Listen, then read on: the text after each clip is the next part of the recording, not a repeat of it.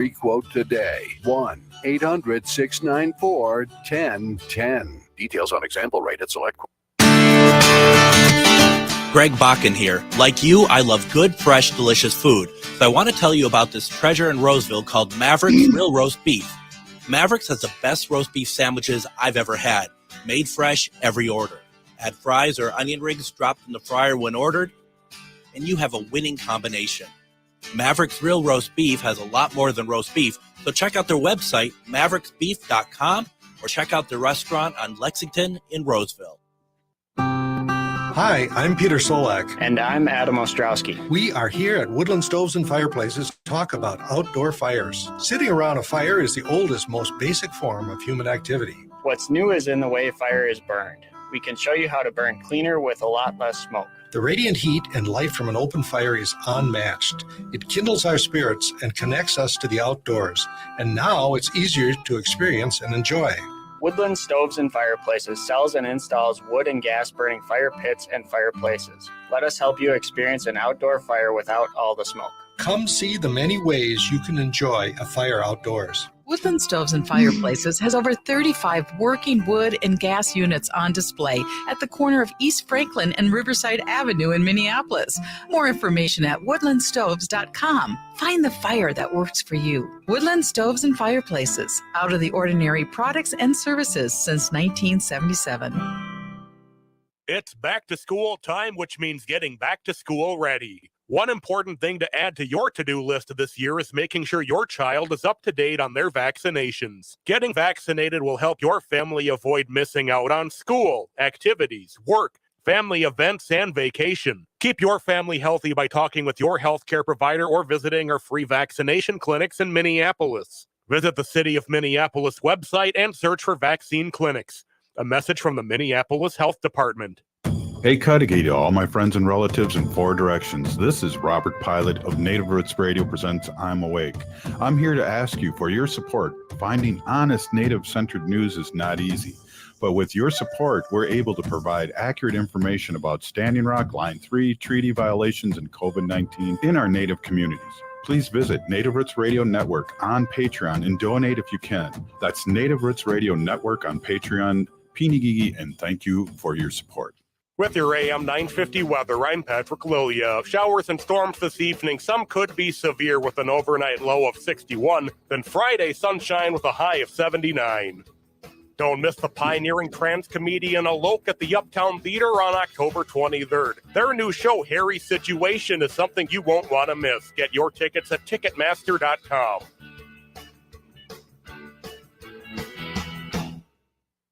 Portions of Native Roots Radio may be pre-recorded. It's a good day to be indigenous. Get up, stand up. They are going to become more brutal. Because all the hippies were trying to be Indians anyway. They're going to become more repressive because it's a matter of dollars and their illusionary concepts of power. Hey, Victor. We must live in balance with the earth. And also with recent happenings at Wounded Knee. I am awake. Welcome to Native Roots Radio presents I'm Awake, and I'm your host, Wakanja Hade. Hey, Cudahy to all my friends and relatives in four directions. You are listening to Native Roots Radio presents I'm Awake, and I'm your host, Robert Pilot. Hey, we discuss local, national, Native news and events, and as you know, Chujunk, Native issues are human issues, and human issues are Native issues. Yes, you are right, Dega. This portion of the show is supported by JS Bean Factory off Randolph Avenue in St. Paul. Only the good stuff keeps us awake. Hey, we're about to have a big storm here in St. Paul, and our guest, Robert Lilligren, who's from the Native American Community Development Institute and a White Earth Ojibwe, may have to take over the show with Brad if if the storm gets bad here. And we know Robert's an old pro, and he's many things, but he also went to the old school Brown Institute, which all the famous people went to back in the day, didn't they? Oh, yeah. I didn't sign up to take over the show. The first wave of the storm already went by my house. It's pretty intense, but I know there's another wave coming. Oh, geez. Well, we're all these storms this year are really kind of really telling us what's happening with our weather, I think, and it's really been a pretty crazy year. And I always used to say, Robert, that the weather people were pretty accurate, but that hasn't been recently because of this humidity. Stuff's been popping up out of nowhere. Well, and what we've done to our planet, right, and our climate, it's so Yep. much less predictable. You can't really look at the past. In some ways, I feel like the more precise the technology gets, just the more range of potential experiences and events there might be. But these storms this last few days have been pretty powerful, pretty destructive. We've lucked out here in Knockwood at our house, but all around us, trees down, buildings damaged. Yeah. Yeah, we went to the fair, my daughter and I, my Hinu, Jaleesa, and uh, our booth at the fair was saved pretty well. I think Oh, things good. were knocked over a little bit, but there was some serious damage out there and damage on the way there and on the way to the fair. So it really made us take pause. And now today too. Yep, yep. And for those who aren't from Minnesota, the Minnesota State Fair is huge. It's a huge event, well attended. And this week, for the first time, they actually postponed the opening of the fair because they had to do storm cleanup. And it's never been postponed before. And it's whatever, I suppose, more than a century history. And so this is what's happening to our climate, and this is how Mhm. we're needing to adapt. And Minnesota overall is getting hotter and wetter with our Mhm. climate. And so, what does that mean to us as people, especially those about you, and to how we treat the land, how we Mhm. manage our infrastructure? It's going to be change, and it's going to be costly. The last 3 years, we had a drought, and there Right, was wild rice I heard was growing again like it hadn't in 100 years in the Twin Cities. right, And that it was just, crazy, and then all of a sudden this year we have all this rain, right. and we don't have a drought, and then back up the winter, we had no snow, and then the year before, we had probably the 3rd largest snowfall in history. Right, right. And it's ricing season here, as we know, and a lot of Mhm. our relatives are up ricing right now. And just the preliminary stuff I've heard is that even with all the water we've had, and maybe we've had too much, but it's not that abundant of a ricing season. And then the storms have brought a lot of wind that knocks off the grains, and so we'll see. Fingers crossed. You always want abundant in the ricing season. Yeah, and our friends up north, Robert, maybe you can talk a little bit about this, but I know uh, rice and fish is really sustains the economy for a lot of our relatives up there over the years, and I know so right now too. Right. Oh, for sure, for sure. And then, it's such a whatever. What am I trying to say? A cultural thing, right? We need our Mhm. rice, and so we'll see how it goes. And then it's having impact on other crops, right? And Haley just Yeah. stepped into the chat about corn sweat, right? Is that what it is? Yeah, that was Yeah, the first I had heard of it. A it's lot of that people tell me it's fungus, corn right? sweat. Yeah. Yeah, I guess So the sweat off the corn that we grow here, just tons of corn here in right. Minnesota. But I guess it gives off its sweat and makes the moisture in the air a lot higher. Oh, I see. I see. I think, yeah, interesting. Oh, Yeah, wow. I You just know, learned that. very Well, interesting. I just learned that just We're all right learning now. together. Here. Yes, we are. But I Yeah, don't know if that affects like the storms or, creates higher energy for the storms. I don't know. sure. Sure. I'm sure it Wow. raises the heat level here. And we're in a very agricultural part of the country, right? And the impact that climate change is having on our ability to grow. We have lots of corporate sort of farming that has done Yeah. a lot of negative things to our land and our water, for that matter. And so, how do we relearn how we grow food? I believe that the best solutions are local, right? Localized Mhm.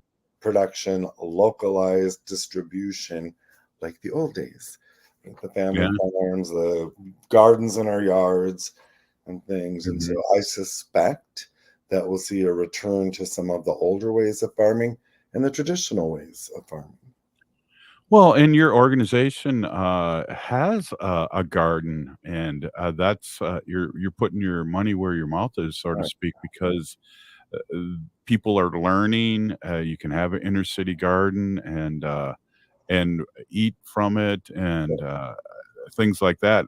Robert, you're roughly the same age as me, and I remember. No, but I look so much younger. I look so much younger,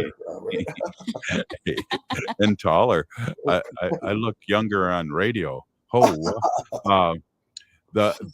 We used to only get certain foods during a certain part of the year, and now it's like we get everything all the time. We're so spoiled from either all over the country or these. You mentioned corporate farms, and I really can't stand the corporate farms where they have thousands of cows and pooping all over the place and all that. Right. And thanks for the shout out to our urban farm, our Four Sisters urban farm. It produces today at our Four Sisters Farmers Market. I bought all of my produce from our urban farm stand, and very local, just growing just a few blocks from where it's sold, right? So that helps. And my dad was an agricultural broadcaster on the radio for a big chunk of his career, and so he knew a thing or two about agriculture. And I remember back in the 1970s, even when I was a kid, and he would talk to me about the direction that farming was taking in this country. And my dad said the reason we can enjoy such a high quality of life in this country is because our food production is local and very cheap. And he said, but that's changing. And these corporate farms will take over and gobble up all the land, and then they will be setting prices, availability. And he said, and our standard of living will change because of that. That was 50 years ago, and it turns out he was right. He knew what he was talking about, and what he was seeing in the future back then is what's happening now. Yeah, it's being a old kid that my dad listened to that station every day. It's always really fun to bring up your dad because it's a great childhood memory for me to listen to WCCO, The Good Neighbor, and your dad, Chuck Lilligren. I'll never forget that. So it's fun that you're on, and it's fun you're on our show too. So it's like a legacy thing. It warms my heart too. All right. Hey, we're here with Robert Lilligren, and we'll be right back after this short break. Stay with us. Yes. I heard sex trafficking happens a lot in Indian country. What is that? Here are some of the real reasons why sex trafficking happens in Indian country. Unequal gender roles that were forced on us by colonization. Communities don't have enough resources. Silence around domestic and sexual violence. Lack of attention and justice for missing and murdered Indigenous people. There's a lot of behavior that keeps our communities out of balance. These are just a few true reasons why Native communities are targeted by traffickers. When these acts of violence happen in our communities, it opens us all up for exploitation. Sponsored by the Minnesota Indian Women's Sexual Assault Coalition. Hey, it's Robert Pilot. I want to talk to you about the rising energy costs and how you can manage them with the help of 952 Windows.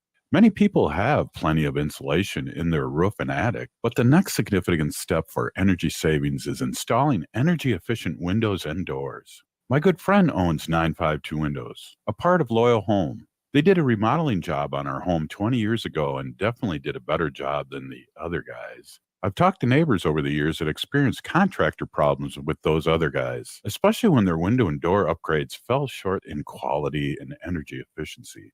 But when we made our second floor addition to our home, we used 952 Windows and received an excellent price and exceptional workmanship.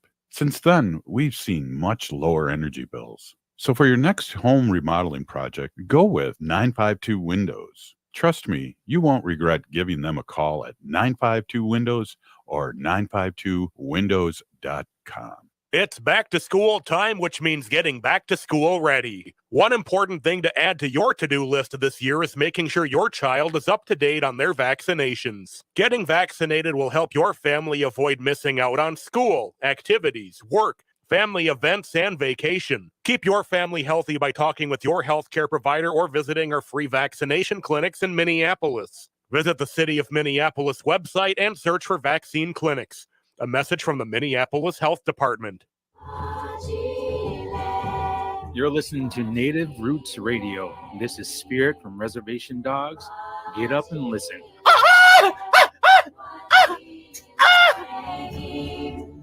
Welcome back to Native Roots Radio presents I'm Awake, and this is Robert Pilot. This portion of the show is supported by Native American Community Development Institute, or NACDI, in Minneapolis. Hey, we are back here with our friend Robert Lilligren, and Robert is the president and CEO of Native American Community Development Institute here in the Twin Cities in Minnesota. We are so happy to have you on. And Robert, I want to switch gears a little bit and talk a little bit about the national election. And I heard something from one of our guests a couple days ago, which I thought was really interesting.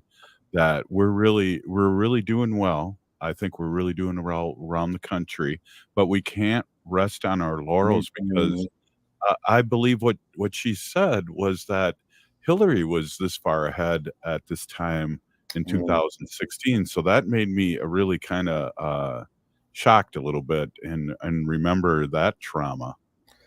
Agree. It was trauma, and there is encouraging news, but you're 100% right, Robert. We cannot rest. Elections are not magical. They are hard work, and they take every one of us contributing what we can. And that might be a few bucks here. It certainly will be a few hours on campaigns and helping out at all levels to turn out voters.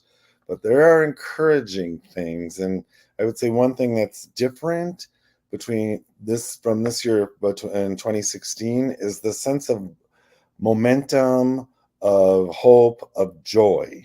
And I feel like in 2016, some of that was lacking. And I think that the momentum, the hope, and joy can motivate people to get out there and do our part, right? To see what happens. And, I thought when Harris stepped in as the Democratic nominee, she had the potential to really lift up down ballot races, impact certainly the majorities in DC, in the Senate and in the House, but even locally. And it feels like that's happening. And a lot of the polling data shows that, but it didn't feel that way in 2016.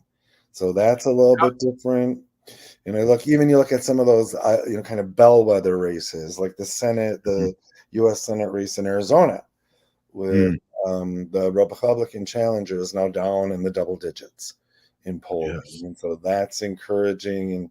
And I think we'll see more of that. And then as you look at Harris's numbers, if you look into them, she is now up 13% in two important groups, both women and Hispanic voters nationally. Yes. So that's where you start growing those real majorities. Yeah, and of course, the Gen Zers and the first-time voting, how many people, there was an unbelievable amount of people that registered to vote after the vice president got in. That's a big sign, too. Right, that's a huge sign, and I'm going to make this number up, so please don't quote me on it. But I think voter registration is up something like 175% amongst Black women nationally, amongst Black women. I did hear that. These are generating margins of victory. Yeah, yeah, and I did hear that too, just a few days ago. And then also, I heard a number too, and maybe Haley, you can correct me if I'm wrong, or Robert.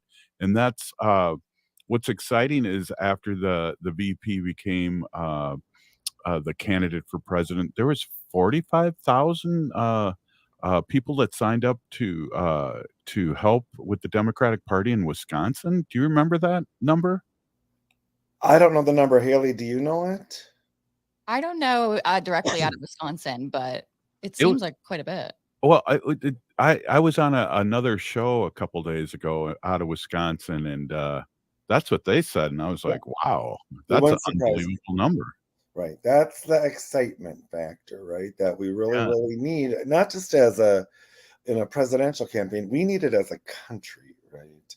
Something to be excited about, something to be hopeful about. And I think that's going to have direct impact on a lot of races. And Now there's these bubbles being floated that there's a strong possibility of retaking the House of Representatives in DC, of broadening the majority in the Senate, and that'll mean a different kind of governing that we've had here in Minnesota, right, for the last 4 years with our trifecta, our House, our Senate, and our governor's office all being in Democratic hands. It's made a difference. Oh, a huge difference, and I can see that, and it would be fun too to be able to push once they get elected, push them more progressive, and also talk about the Supreme Court, all these things that Biden's starting to talk or was starting to talk about, Right. you know, term limits, but also broadening out to 13 to match the number of what is it, the districts for the Supreme Court? It's something like that. Oh, for appeals court districts, or I'm not sure. Yeah, I'm not sure what the to number is. match the number, Sure. and it made sense. But But yeah, it's just the sky's the limit if we can get the trifecta nationally. agree, and I suspect a Harris administration in first term is going to be an extension of a lot of what President Biden has Mhm. been trying to move forward, but hopefully we'll have the political wherewithal to pass some of that. And you described them as progressive kinds of issues or initiatives, and I would suggest these are pretty mainstream.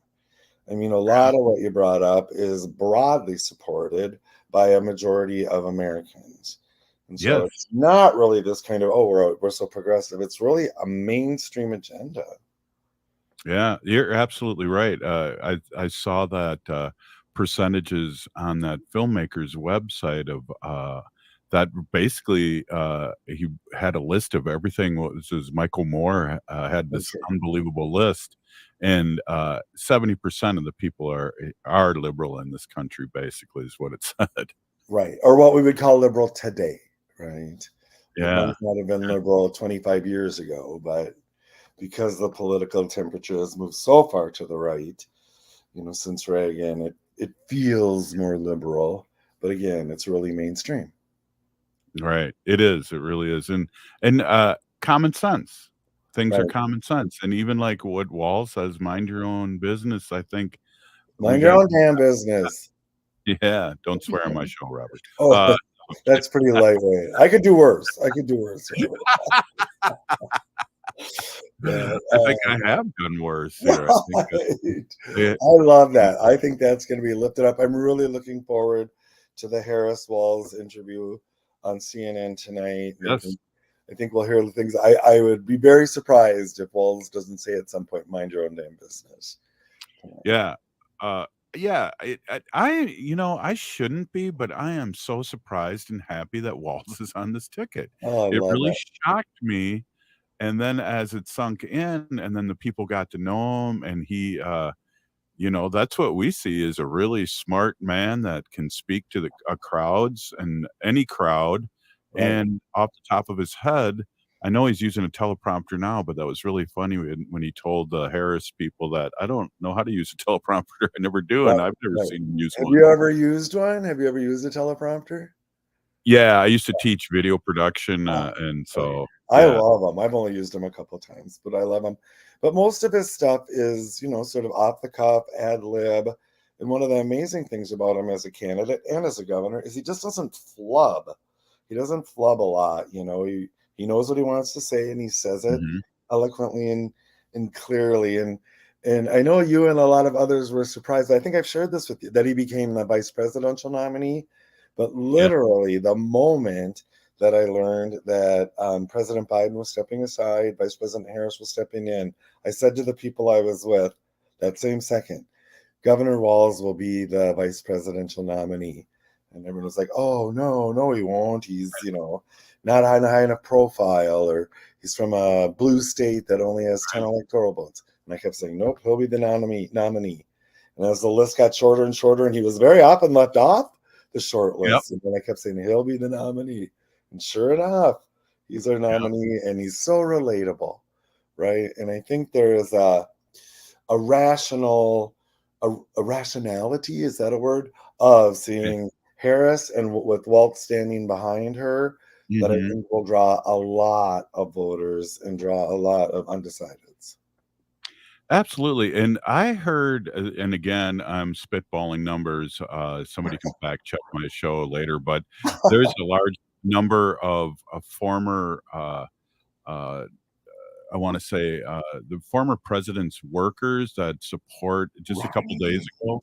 Do you know what I'm talking about? Yeah, yeah. Were they presidents, Haley? Do you remember? Or were they all presidents? But there was like 500 presidential candidates.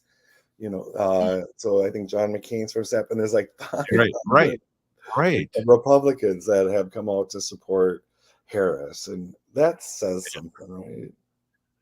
Yeah, and I got to say this too, Robert. I'm not mainstream, but the mainstream media has got to get on the ball and really start talking about the great things that Biden and Harris have done. We were joking around with just being progressive. I believe Biden's been more progressive than probably since Johnson, or even FDR for that matter. Yep, you could. Yep, I think you're right, and we'll see. That's why I'm really interested in the CNN interview tonight.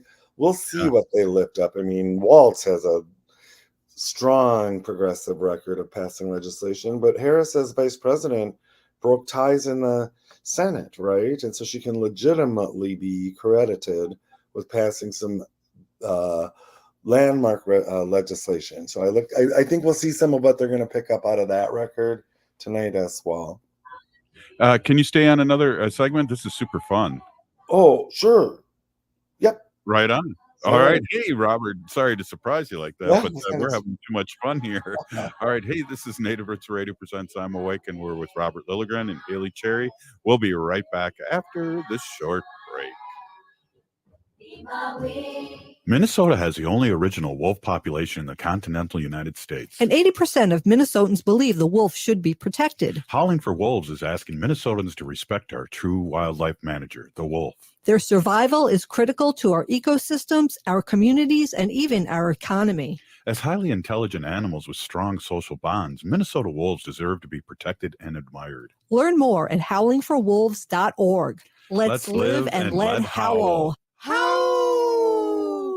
J&S Bean Factory is a Native-owned, community-supported, cozy, artsy coffee shop which offers roasted on-site beans, live music, and baked goods. Relax in the beautiful outside patio. City Pages writes, voted top 10 coffee shops. Tucked into a quiet corner of St. Paul's Highland Park neighborhood, this coffee shop roasts beans on-site from the best coffee-growing countries in the world. Located at 1518 Randolph Avenue, St. Paul. The good stuff. Discover the emotional depth and vivid storytelling of Jay White's Arikara Proper at All My Relations Arts in Minneapolis. This solo exhibition celebrates Arikara culture through the lens of an urban Indian perspective. Experience themes of empowerment, depictions of Native women, stars, and star quilts within White's vibrant acrylic paintings. Arikara Proper is showing now through October 5th at All My Relations Arts in Minneapolis. Get inspired by Jay White's powerful storytelling on canvas. Details at allmyrelationsarts.org. It's back to school time, which means getting back to school ready. One important thing to add to your to-do list this year is making sure your child is up to date on their vaccinations. Getting vaccinated will help your family avoid missing out on school, activities, work, family events, and vacation. Keep your family healthy by talking with your healthcare provider or visiting our free vaccination clinics in Minneapolis. Visit the City of Minneapolis website and search for vaccine clinics. A message from the Minneapolis Health Department. AM 950 KTNF, St. Louis Park, Minneapolis, St. Paul. Some people won't give you the real talk on drugs, but it's time we know the facts. Fentanyl is killing people. It's a powerful opioid, often made illegally and commonly mixed with illicit drugs. It can even be pressed into counterfeit pills that resemble prescription medications. Just 2 milligrams, about the size of a few grains of sand, could potentially be lethal. This isn't an ad to scare you, but it is an ad to make you think twice. Get the facts. Go to realdealonfentanyl.com. This message is brought to you by the Ad Council. The city of Minneapolis is now on Native Roots Radio with Minneapolis AIR. AIR stands for American Indian Relations. Guest host Christine McDonald talks to people about important things affecting the city's Native communities. Minneapolis AIR dives into topics like public safety, public health, elections, and so much more. Tune in to Minneapolis Air on Native Roots Radio from 5 to 6 p.m. on the second Wednesday of every month, right here on AM 950. You may have seen a certain truck in videos being shared on social media. How about the truth? I have yet to see any video of that truck outperforming the Toyota Sienna from Rudy Luther Toyota. I've driven Sienna since 2006. They handle the highways great, handle back roads, and handle 3 inches of snow a lot easier than the so-called super truck. Plus, my Sienna hybrid is super fuel efficient, tows great, has enough room for tons of gear, and doesn't look like it was drawn by a 6-year-old. Sienna wins. Test drive the top of its class Sienna today at Rudy Luther Toyota, 394 and 169 in Golden Valley. With your AM 950 weather, I'm Patrick Lilia. Showers and storms this evening. Some could be severe with an overnight low of 61. Then Friday, sunshine with a high of 79. The music is still the hottest at Crooner's Supper Club in Fridley. Crooner's is located just north of I-694 off Highway 65 and Moore Lake Drive. View their upcoming music schedules and food menus at croonersloungemn.com.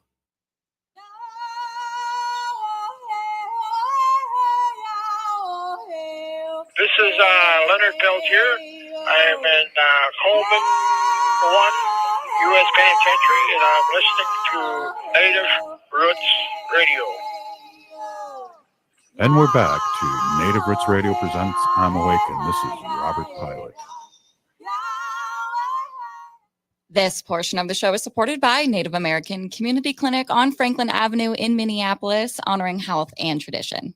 Hey, we are here with our friend Robert Lilligren, and Robert is the president and CEO of Native American Community Development Institute here in the Twin Cities, Minnesota.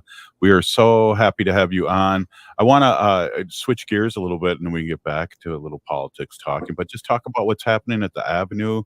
Today you had the market, and we got things going on in the gallery. Let's talk a little bit about that, if you don't mind, Robert. Yeah, I appreciate it. I appreciate the time to talk about what we're doing at Native American Community Development Institute, NACDI, on the American Indian Cultural Corridor in Minneapolis. Today was our Four Sisters Farmers Market Day. It's one of our big food access and food sovereignty initiatives. It was a great market day, even without you two being there.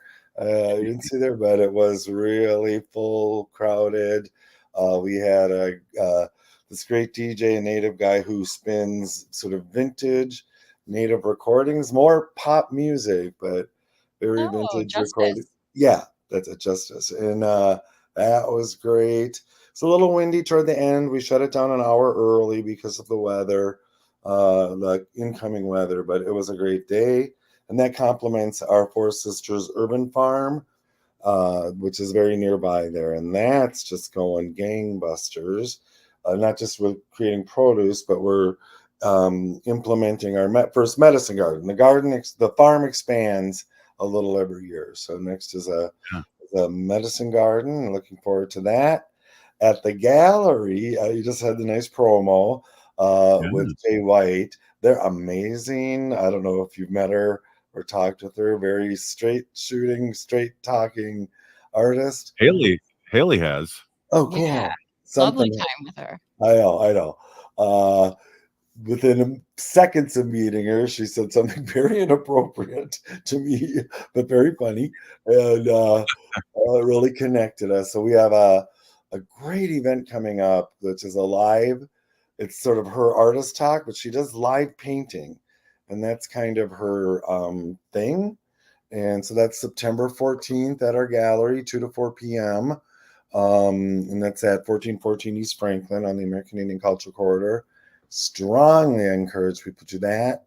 And then our other big kind of area of projects and programs is in civic engagement, and especially voter engagement, voter registration, voter outreach through our Make Voting a Tradition project. And this year that they are just up and running, working statewide, growing the pool of Native voters, and then tracking that progress to show we're part of a 5-state partnership this year where Native votes are enough to swing an election, right? So we have to make sure to get every Native voter there, and that's just going gangbusters. We have candidate forums scheduled and things, and just a lot happening. And just so folks know kind of the NACDI model, we stay authentically grounded in community through these areas: arts and culture, civic engagement, food sovereignty. And then we work to change systems, right? We engage with policy, with boardrooms, with non-Native institutions to better educate them about what's going on in the Native community. And so it's very satisfying work for me. Well, you do other work too, and I've had the opportunity to kind of follow what you're doing and also be a part of what you're doing. And some of the work that you do for the Met Council is amazing. And then you've brought, how do you say, join the tribe or bring the tribe along? There's a lot of natives now because of your work that are plugged into what's happening in the Met Council, which, Right. there's so many things that they do. I was blown away, and I thought I knew what they did. Right. So it's our 7-county metropolitan government. I serve as a district rep, and I represent the big chunk of of almost all of South Minneapolis. So the Native community in a lot of the Native community in Minneapolis. Met Council is one of the most robust regional governments in the country, probably one of the most robust. And over the last few years, and I appreciate your involvement in this, or the last 6 months even, we've really centered Native voices in our planning through an advisory council that's about to produce your final report and recommendations to the full Met Council. And I love this so much. The Met Council itself is doing a remote meeting on the American Indian Cultural Corridor at the newly redesigned Minneapolis American Indian Center. And that's not a common thing for us to go meet in community. So I look forward to the presentation. I'm thrilled that this is happening, and maybe generate some Native attendance there as well. So the council can see our people and know that we're interested in being partners. Well, and again, I have to applaud you. I know we've joked over the years how many committees you are on, but it's really breaking the glass ceiling, so to speak, and reminding people that we're still here. And your voice is so important, and it has opened that Met Council door to amazing things and amazing education and opportunities that I never thought there would be. I would be a part of, but that any Native would be a part of. So really big kudos to you, You're Robert. very kind. It's community effort. We used to joke about my 17 titles, right? And it's like, well, which one are you going to use today? But as the first tribal citizen on the Minneapolis City Council, the first tribal citizen on Met Council, I have these other sort of civic firsts. And it's important to me not to promote myself, but there can't be a second, right? Until there's a first. There can't be a 5th or 100th until there's a first. I mean, look at our lieutenant governor. What kind of doors she's opening as a Native woman. And with this Met Council work, I'll tell you, Robert and Haley, it's different. And so halfway through the Native Advisory Committee's work, they came and presented to the committee I chair at Met Council, which is concerned with the planning part, and amongst other things. And I had all my lists of arguments to sort of promote and lift up, the Native perspective and the Native direction.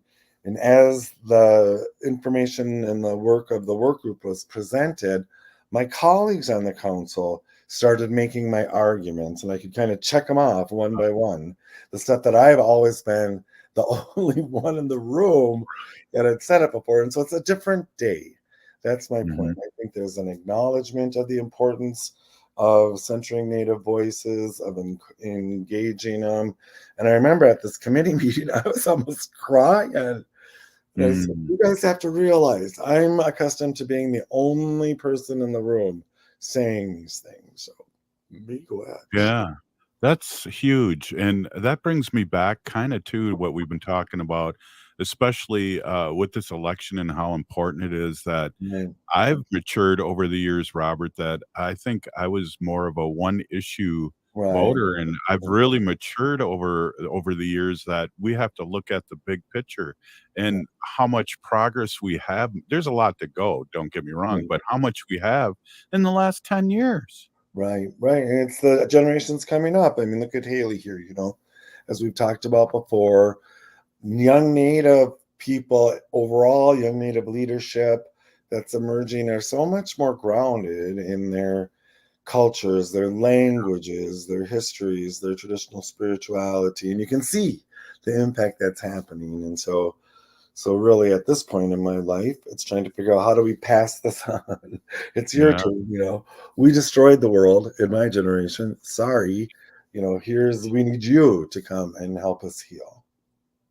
Well, and Yeah. it's been a slow, gradual a positivity towards whether it's history, whether it's book. I mean, we've sold so many at the state fair, banished forever the removal of ho chunk from Minnesota, and people just don't know the story, but are learning and want to learn. All our white allies out there that listen to this show too, all over civic media in the Twin Cities. We're just so grateful because I'm a conduit to really good guests like you that are experienced in the way it was, the way it's happening, and the way it's going to be. Well, that's so kind. Thanks for the kind words. Thanks for your work, the two of you. I can't wait to see you out at the fair. I'm going tomorrow. And Hey, I'm going to see going Nat. out too. Yeah. You'll be out there, Haley? Yeah, we all will be, I think. Yeah. I won't be working though because I'm still tired from the DNC, and I had to work like 5 days at the fair for my kids because my Well, I daughter. know at your age, Robert, you need to get your rest. Yeah. Sure do. We don't even want to talk about when it was 100 degrees and what I accidentally told Haley. I can't go out there. I was sorry to miss Indigenous Peoples Day out at the state fair. It looks great from everything I saw on the socials, but I cannot be out in that kind of heat. I know. I know. Isn't that sad? I used to love this stuff and lay in the beach and cry and go swimming, and now it's like I gotta go home and turn the air conditioning on. Yeah, I used to love to sit and get hot and sweat. I can't spend that much time outside. But these are exciting times, and the generational shift that's happening within Indian country. It's so gratifying to see. And then, of course, here, we had so many of our founders, AIM founders, other people who established cultural cornerstones here, and we're losing them. It's that time, it's that season. And so people like you and me are kind of a bridge, right? But I just wonder what they would think if they saw some of the young people coming up the way they are.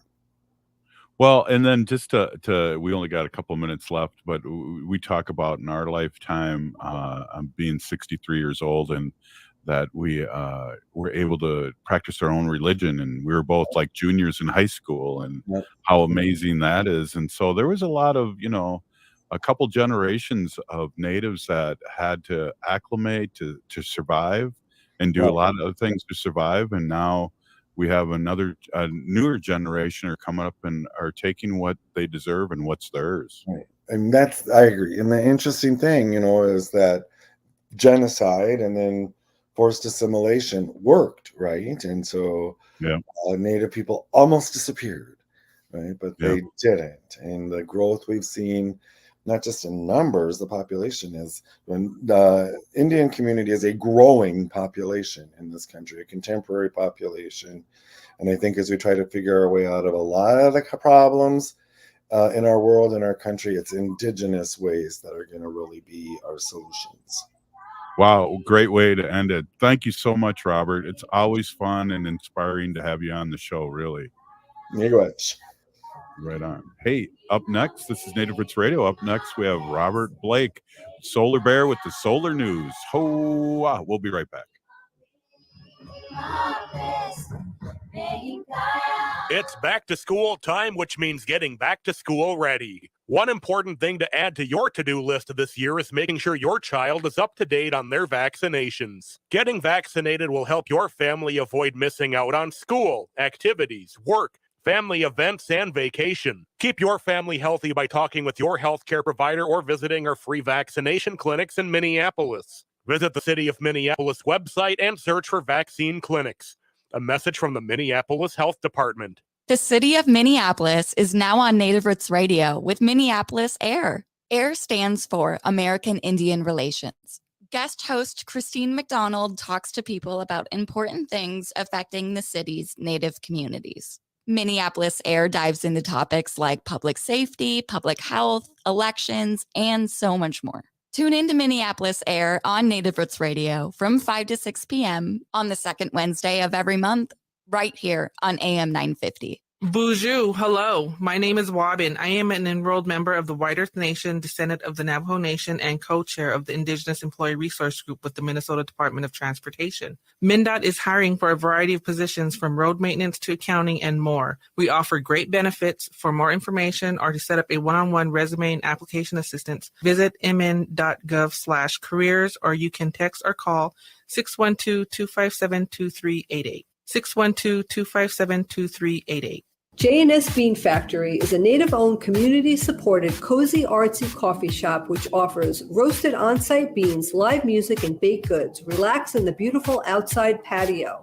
City Pages writes, voted top 10 coffee shops. Tucked into a quiet corner of St. Paul's Highland Park neighborhood, this coffee shop roasts beans on-site from the best coffee-growing countries in the world. Located at 1518 Randolph Avenue, St. Paul. The good stuff. Annie, and I'm Lieutenant Governor Peggy Flanagan, and you are listening to Native Roots Radio. Welcome back to Native Roots Radio presents I'm Awake, and this is Robert Pilot. This portion of the show is supported by Howling for Wolves, protecting wolves for future generations.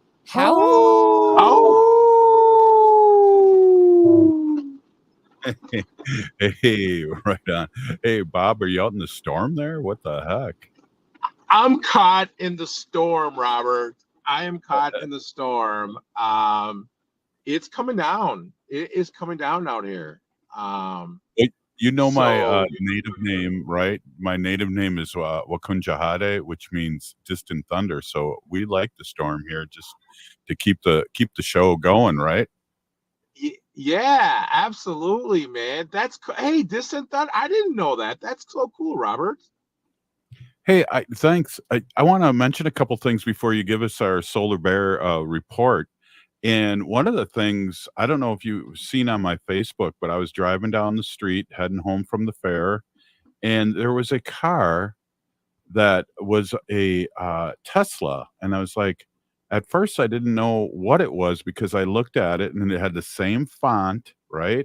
And it said Kamala on there instead of Tesla with the same font and the same letters on the back of the car. I thought that was awesome. It was crazy. Well, it was like on Summit Avenue. Yeah, and you know that Elon Musk has been catching a lot of flack for the comments he's been making, you know, and his support of Trump. I mean, I don't know. I feel like he's going off the deep end or something, Robert. Yeah, well, also what was really ironic about that day, Robert, was that I posted a thing that said spotted on a Tesla earlier that day, and it was like kind of a sticker on the window. It said, I bought this before we knew Elon was crazy. So that have Teslas give those guys that have Teslas a break, I guess. Yeah, absolutely. I mean, you know, and that really brings up a really good segue, Robert, into electric vehicles. They're saying, Robert, that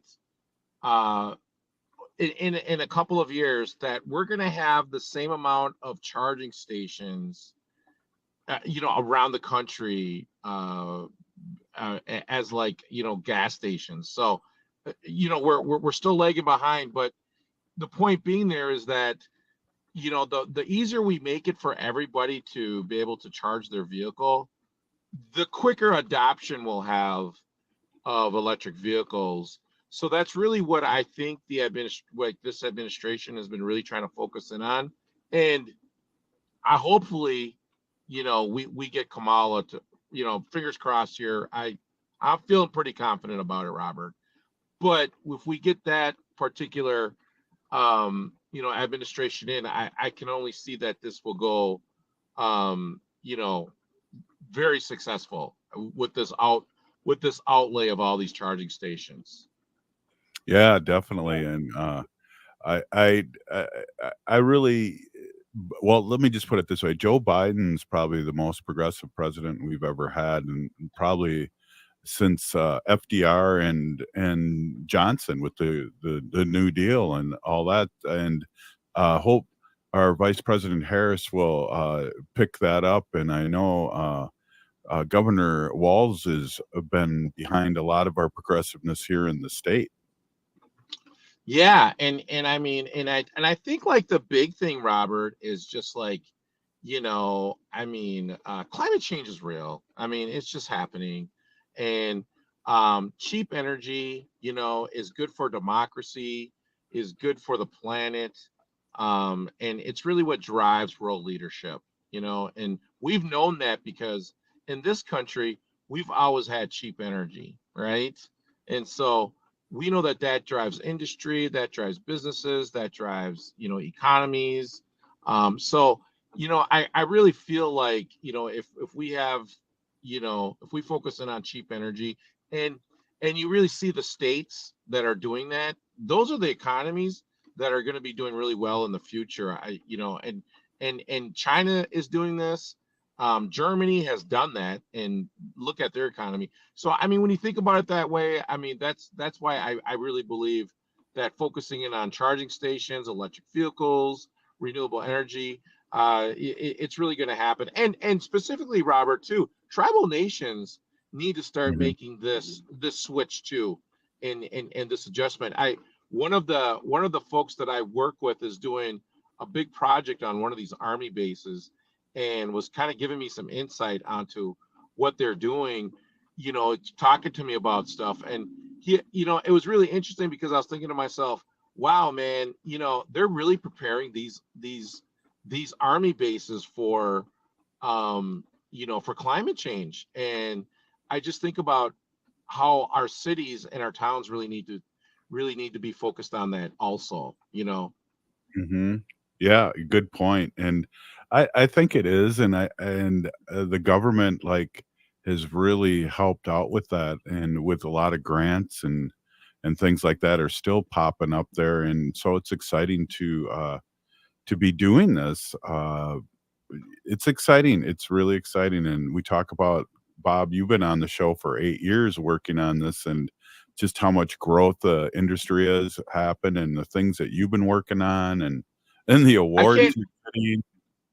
I can't believe, Robert, that it's been that long, and I've been screaming from the top of the mountain on this stuff forever, and it's actually coming true. It's ridiculous. We were just talking about this the other day. I was out of town, and I was just like, wow, I can't believe that this dream or this vision that I had is actually happening, and it's becoming reality. And it's amazing to see how everything is progressing. But I mean, like I said, we still have a lot of work to do. We still have a lot more to get done. But I mean, it's really exciting, Robert, just to see kids, to see people that are looking into doing this for a career. The jobs that have grown in the renewable energy industry is remarkable. Joe Biden, the Biden administration is good. September 5th, they're going to southwestern Wisconsin to talk about the Inflation Reduction Act and the jobs that have been created by this historic legislation, Robert. So that's happening next week, so on September 5th. He's going to southwestern Wisconsin. So I think that's just incredible. All the jobs and all the opportunities that are coming from all this. And we just got to get out and vote too, Robert, in November. Yeah. Like, everybody's got to get out. Like, we can't pretend we got this. Right. We've been bamboozled before. It's just so important that you talk to 10 of your family members. I'm now on a PAC. I'm on a board member on a political action committee, and I do this on my free time, everyone. Bob Blake, just regular citizen guy, want to make that clear. But I mean, it's those kinds of things, Robert. You always say on this, run for office, like start a company, start a nonprofit, like all those things. Like it's so true. Yeah, you've been leading the way, and it's funny watching this and experiencing it both the trajectory of Solar Bear and also Native Roots Radio, and then we went down to DNC and learned and met all those other Indians that are doing great work around the country. And yeah, and you gave out a T-shirt to Amy Klobuchar. I'll never forget that. And Robert, I just want to say too, like, honestly, like what you're doing with this radio show, I mean, you are just giving a voice to like so many folks. Air the American Indian, that thing. I mean, you know what I mean? Because we just started this thing like Native Roots Radio. I'm awake, you know, and the Solar Bear with the Solar News, and all these people are coming on now, and it's so cool to see their little segments and everything, Robert. So miigwech, Robert, you're the best. Hey, you are too. Thank you so much for what you do for our people and the community. Really great having you on every week, Robert. That's Bob Blake with Solar Bear with the Solar News, and he's signing off. Hey, if you're listening to the show, you're part of the resistance from Chief Plentycoops. The ground on which we stand on is sacred ground. It is the blood of our ancestors. We need to resist, divest, join a group, run for office, and vote, vote, vote. We're still here. We are the 7th generation. And free Leonard Peltier now. Are you looking for a fulfilling